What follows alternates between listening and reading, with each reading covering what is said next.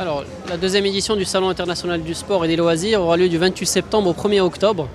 Alors, il faut savoir que le CISL est une plateforme omnisport internationale d'échanges et de rencontres autour du sport destinée aux professionnels et au grand public.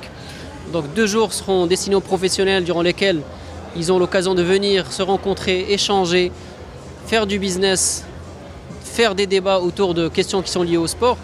Et puis les 2 jours grand public sont plus destinés à tout type de visiteurs qui peut venir acheter de l'équipement, découvrir de nouvelles disciplines, s'abonner à la salle de sport, rencontrer des experts, des spécialistes, assister à des conférences informatives.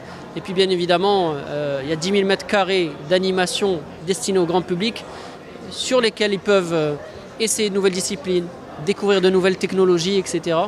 Et puis voilà, donc ils ont l'occasion également aussi d'assister à des shows, des démonstrations.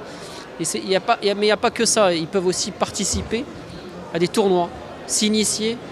Donc il y a un certain nombre de choses qui sont faites justement pour que le grand public ne s'ennuie pas pendant cette édition.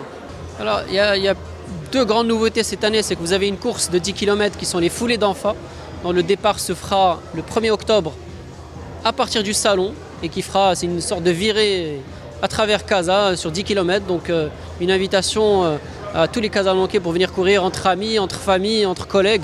Donc c'est vraiment destiné au grand public. L'inscription se fera dans les magasins et la récupération des dossards se fera dans le salon.